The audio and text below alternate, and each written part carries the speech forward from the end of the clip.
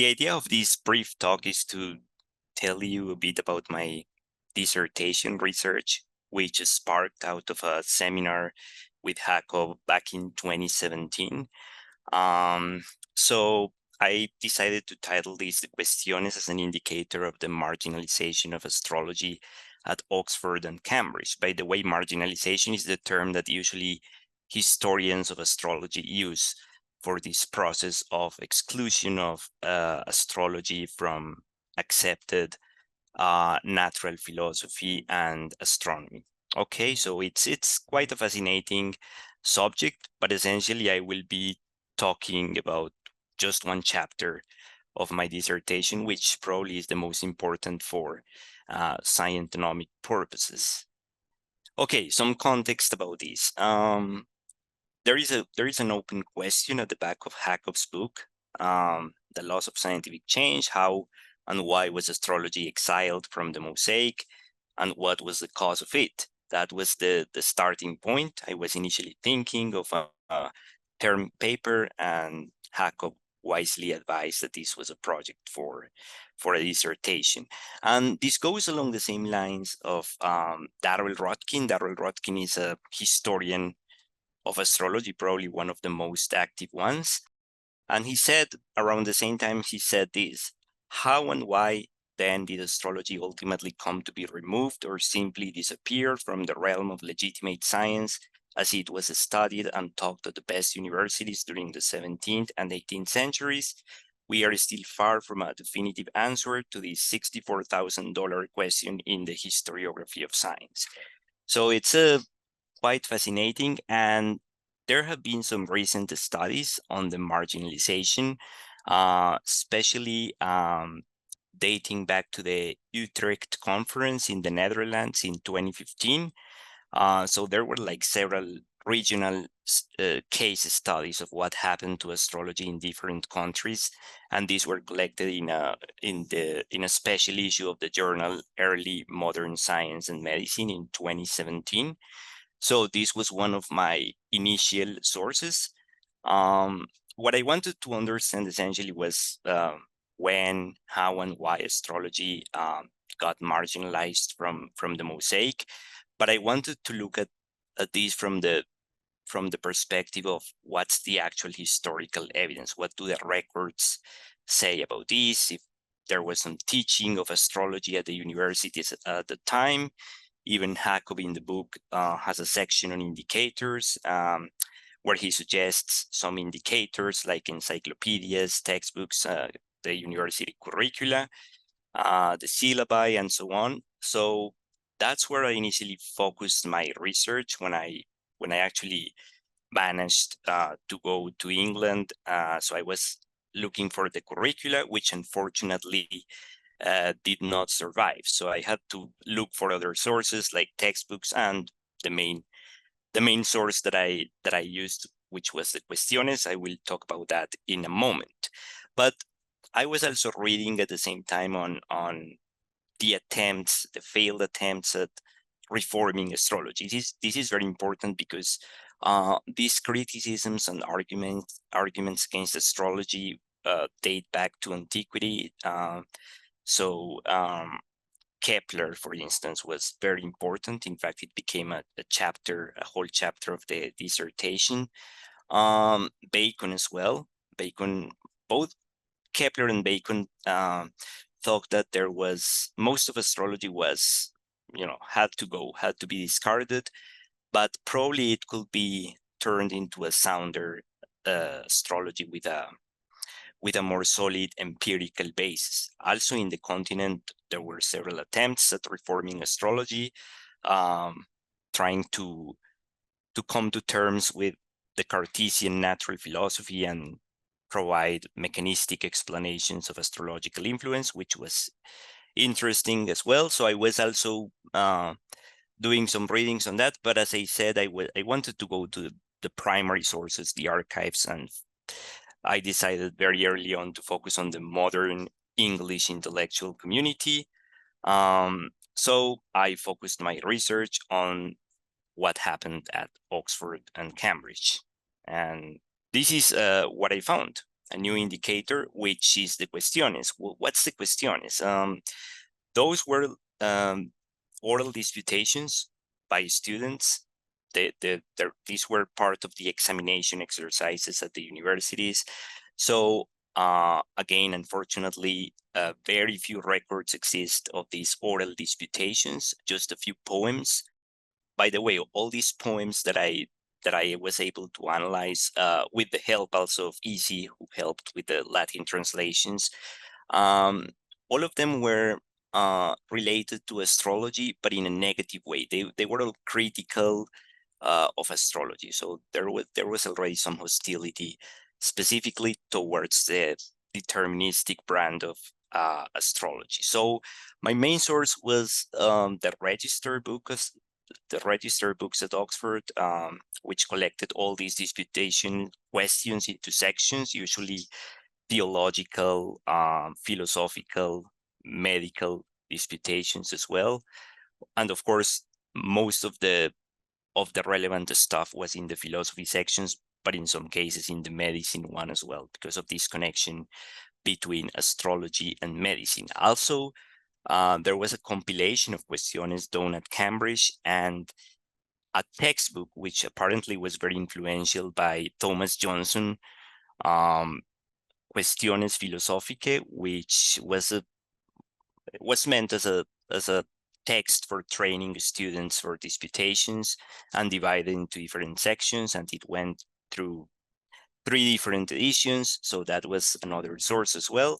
So ultimately I focused on a subset of 150 Quaestiones, all of those dealing with astrology, astronomy, and cosmology related subjects, and the poems related to astrology that I mentioned as well.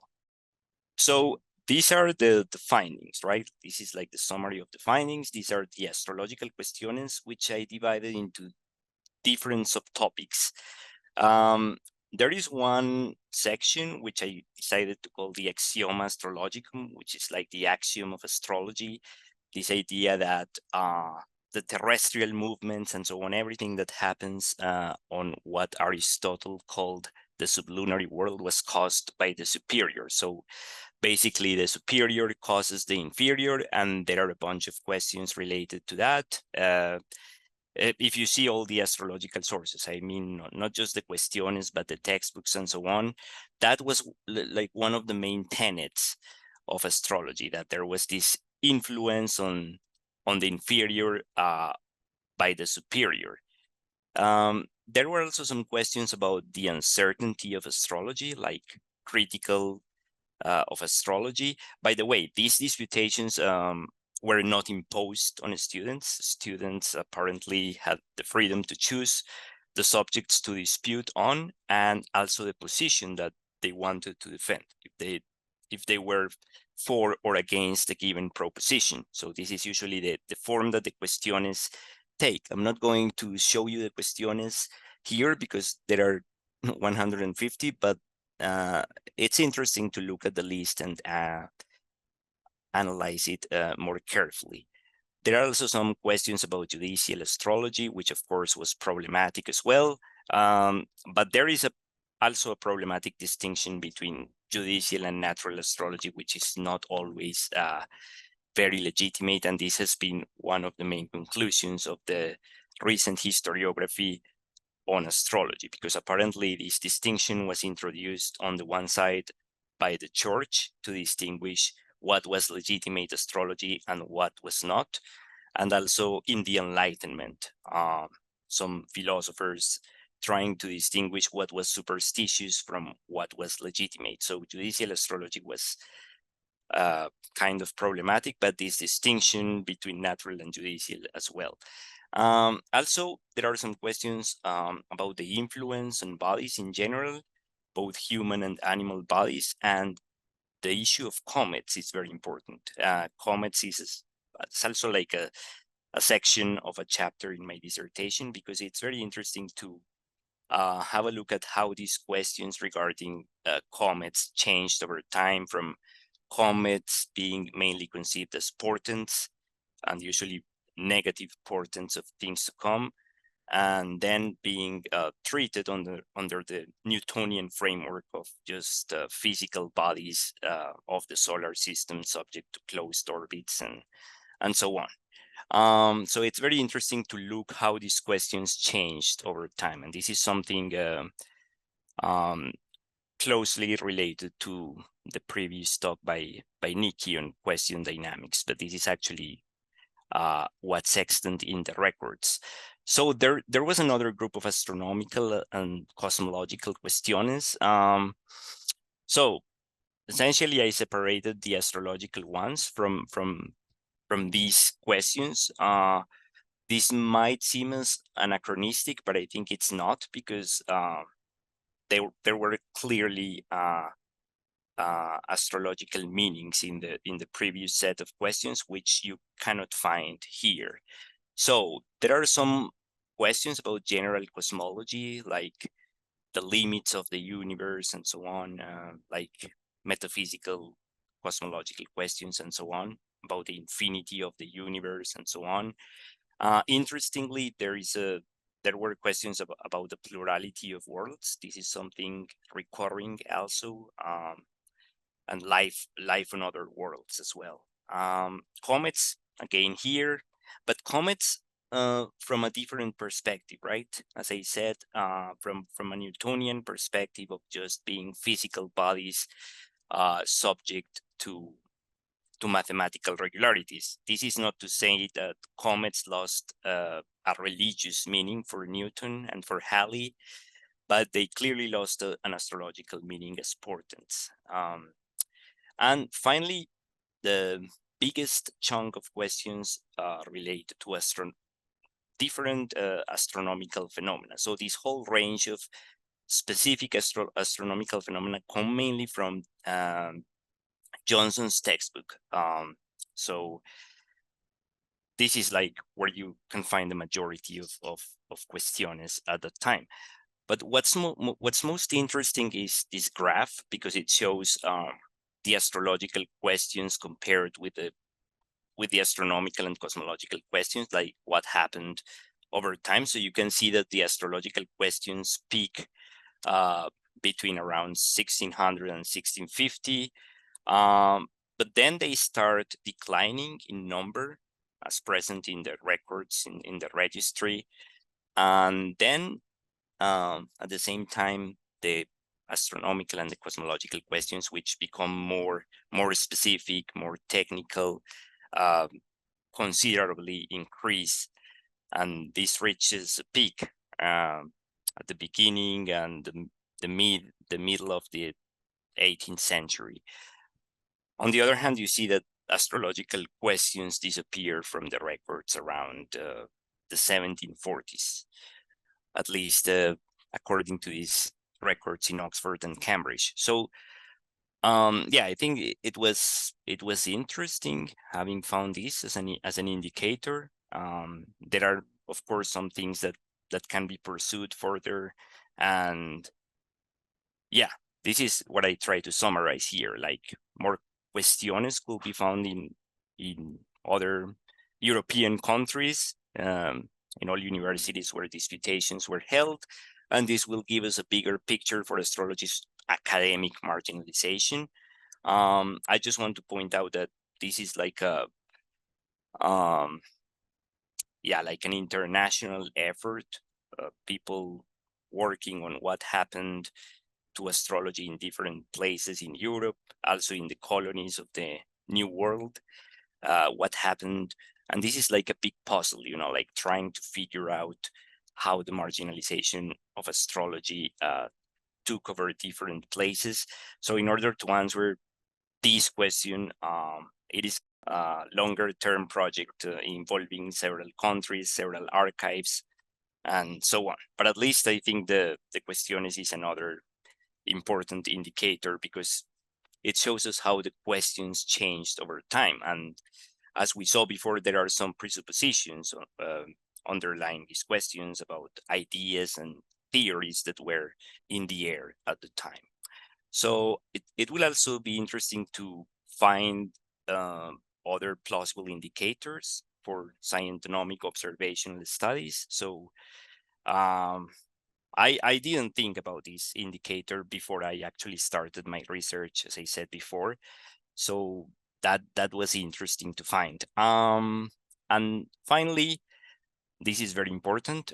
We need a more precise scientonomic definition of an indicator or a marker. What do we mean by an indicator or a marker in observation scientonomic studies for both theory acceptance and method employment?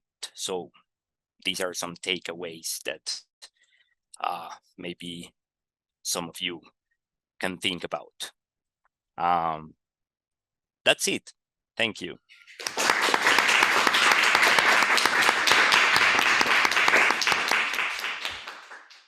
Okay, so any questions? Thank you for your presentation. I was wondering, are there multiple different indicators, or is this the one most people rely on? The reason why I asked that is because it'd be really interesting if you can compare the trajectory of different indicators, and maybe you can narrow down that certain plateau using comparing different indicators. Yeah. Thank you, Andrew. That's a good question. And in fact, what I do in my dissertation is comparing with what happened in the textbooks, some of the textbooks on natural philosophy around that time, where astrology also starts to lose its presence and where Newtonian theory rises.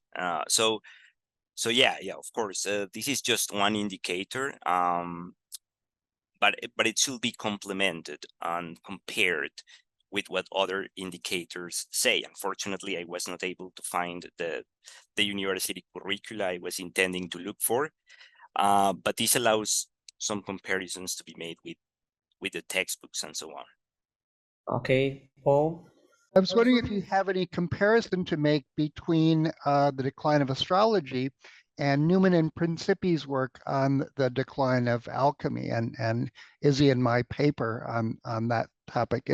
Was there an attempt to recast astrology as the home for rejected questions, or did it go play out in some other way? I think the cases of astrology and alchemy are somewhat different, because alchemy was not something like really talked at the universities and so on. It was something conducted more like in private.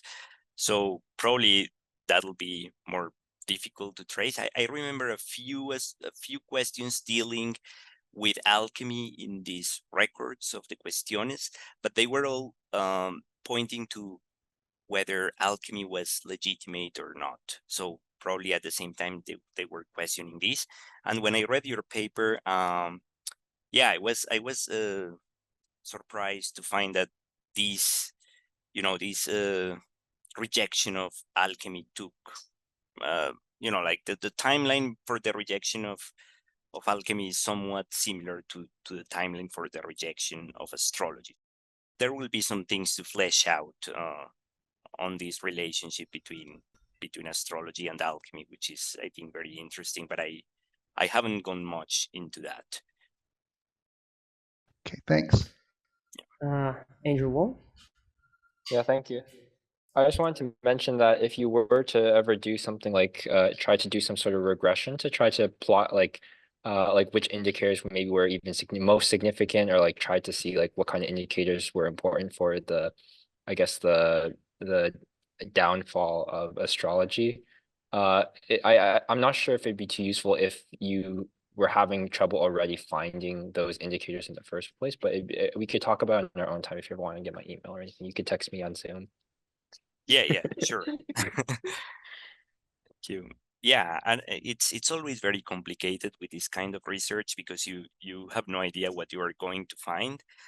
So one of my expectations was probably to find some correlations between the teaching of Copernicanism, for instance, and the decline of astrology in the universities. Unfortunately, I was not able to find that in the existing records, but you can see that to some extent in the textbooks. And I think that heliocentrism in particular had some detrimental impact on astrology, because astrology is like human-centered, earth-centered. So when the Earth is displaced from the center of the universe, of course, this has a consequence for astrology. Not that it necessarily is incompatible, because Kepler, for instance, and other English astrological reformers tried actually to reconcile astrology with heliocentrism, so not for all, but to some extent, it's one of the things that starts like casting doubt on the validity of astrology. But as I said, these arguments against astrology come from antiquity through the Renaissance and so on. Well, actually, I think that the questions themselves deserve further analysis, because we have like 150 of them, and they are year by year, and some of them have the kind of answer associated to it, whether it was affirmative or negative. And just in a few cases, as I said, we have the actual poems, because students were supposed to compose poems in response to these questions, and all of them were negative towards astrology. All of the 5 poems related to astrology were already hostile towards astrology. So that was interesting. If there is no other question, so thank you, Juan. Thank you.